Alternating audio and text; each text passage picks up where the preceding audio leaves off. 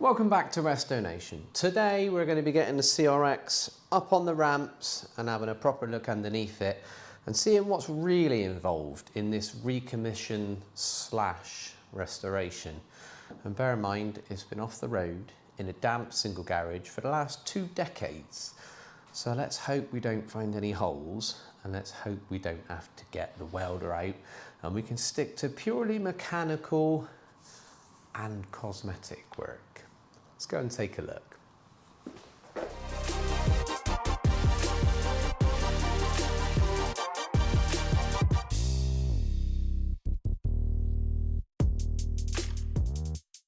Now the first thing to get the car up in the air is to set up our new equipment for garages ramps, which I've had for a couple of months. Oh, and they've been really good. They've been solid, to be fair. They'll lift 2.5 tons. They're nice and mobile. They've got plenty of jacking blocks and sill adapters and things like that. Hydraulic lines that can sit up on top of the cabinet. And an electric pump that sits underneath the racking out the way. So we'll slide them underneath, get the blocks in place. It'll go up to either 300mm or 450 something. So we'll get it fully up in the air, lock it in. Then we can disconnect our hydraulic lines, wrap them up and out the way, because that's going to stay up on the ramps for a while.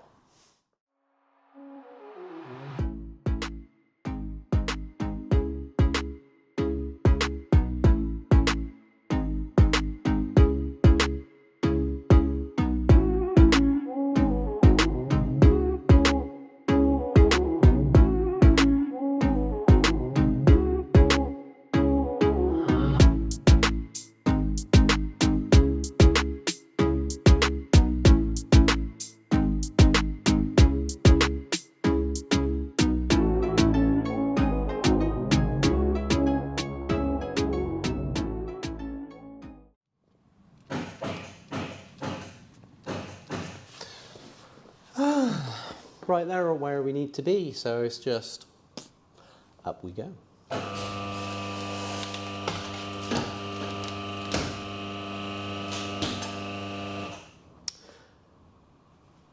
Bear in mind when you lift it, the car goes forward about 10 inches.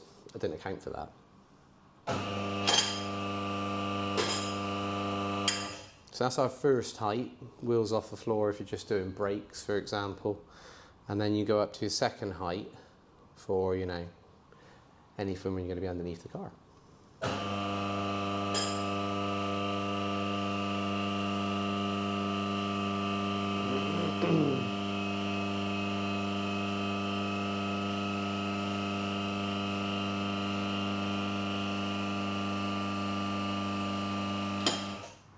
Right, welcome underneath what I regard as a very, very clean car from a corrosion perspective. We've got a little bit of surface rust that you would expect, but most importantly, you know, we're going to have to replace lines and things like this, obviously, because that's just common sense. Bushes are, you know, probably going to need a little bit of a replacement, but inner sills, tiny bit of surface, but no real corrosion to speak of. A little bit on the rear anti-roll bar, but again, nothing to cry about. Suspension arms look rusty, as you'd expect for something that's been sat for 2 decades. Stainless exhaust has held up well, as you'd expect. Boot floor, all seems very good.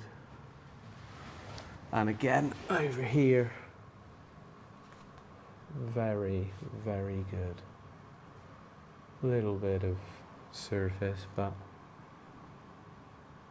no heavy corrosion to speak of. Tiny little bit of surface there, which can be rubbed back and treated. I think the worst bit I've found at the moment is that tiny little bit on the floor there. But the floors look fantastic. They really, really do. And the sills look very, very good. Where are we? Other floor looks very, very good. And again, in the corners, the important bit. It's not even any surface down here. It looks really, really good.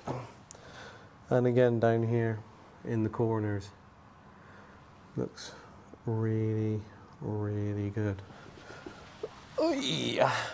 Bulkhead and steering rack, really good.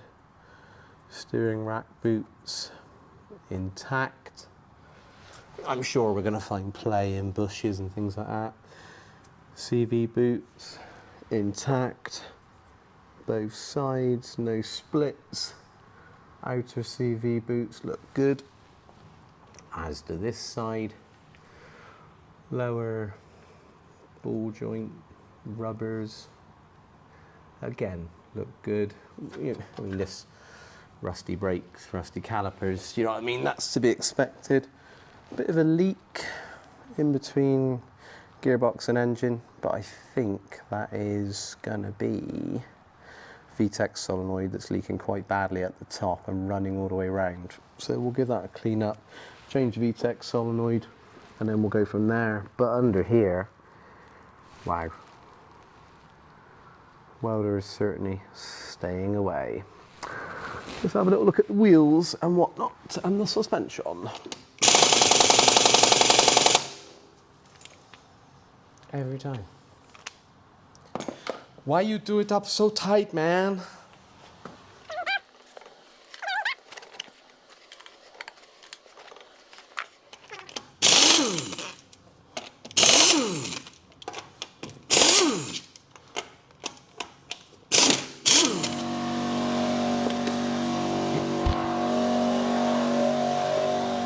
Right, passenger side wheel arch suspension, etc. We've got rusty brakes. We're going to replace those regardless. Plenty of meat left on the outer pad. Inner pad, hard to see, but I would say that's good as well. But again, they're going to go in the bin. Flexies, it'd be a good idea to replace. But again, like boots and rubbers and things like that all seem pretty good. Surface corrosion that I would expect. Nothing that's going to stop us getting an MOT there. Hard lines, we'll have to have a little dig into those and have a little look and hope that they are good. Even the springs aren't rusty. Really strange. It just seems to have held up pretty well. Top arm mounting points, not corroded onto the body, so that's not going to be a problem. Let's go and have a little look at the rear. Driver's side rear, again, discs, pads, all going to go in the bin, not a problem. Springs, again, don't look that bad. Anti-roll bar is going to need to come off and have a paint as a minimum. Probably worth doing the anti-roll bar bushes at the same time. Everything in there looks all right. Got a hell of a lot of mud and dirt build up here. Hoping not to find holes in behind it, and we haven't, which is good. That needs a very good clean out, as does all the road grot and glass maybe. That's all stuck up in there, and that needs a really good clean out. All in behind the arches, very full of dirt and muck, and we've got to hope that we don't dig into too many holes on that. Again, covering up all that brake line with dirt, not the best idea, so we're going to have to give that a clean up. But I finally found something that genuinely needs changing. What's this, trailing arm, I'm assuming? Rear trailing arm. Bush needs changing, which goes onto the rear suspension. How involved that will be, I don't know, but it's certainly going to go on the shopping list. But overall, I am quite impressed for what it is. Right, quick look under the bonnet as well to see what else we're going to end up replacing before we even attempt to turn the key. Cam belt as interference engine, water pump. At that point we'll check seals when the cam belt is off, and if anything's leaking it will be replaced. Spark plugs, leads, cap, rotor arm, and we're going to delve into the fuel system as well. We've got a fuel filter underneath there, and we've got a couple of fuel lines that come up to the rail. Those lines are 30 years old, and I've seen way too many cars, particularly MR2s and other vehicles, catching on fire because either they're fuel lines that are 30 years old split, or they're injector seals that are also 30 years old and dry rotted and leaking, split, and then it leaks down onto the exhaust. Then you have yourself a big old fire. Obviously we're going to do air filter, battery. Radiator looks a bit grotty, so we're going to stick a new rad in. At that point we'll have a little look at the hoses and make a decision on those. And this is a VTEC solenoid that, from memory many years ago, used to be a common leak point. I'm hoping that that has been leaking down around the gearbox and onto the sump at the bottom, but we'll replace that as a first port of call. Check all other seals in the vicinity as well, and everything else under here, aside from obviously coolant flush, oil filter, brake fluid. Every single fluid will be replaced, as well as that. And yeah, under here, just the norm, I would say. Also, whilst we're underneath the car, fuel tank, I'm going to pull the sender and or pump after I've drained the tank and have a little look inside the tank to see whether it is immaculate or disgusting. At that point, we'll dig into fuel lines and potentially drop the tank down for cleaning or whatever that needs before we can even attempt to turn the key. I've also had a little dig around and done a little bit of de-mudding, and it's come up all right. All of this was absolutely caked in mud, but it seems solid. Surface rust, as you'd expect, because salty mud has been sat on it for 2 decades. But apart from that, I am pretty positive. So there we have it, a little bit more of an in-depth look underneath the car and at the mechanicals to give us an idea of just what's going to be needed for our recommission.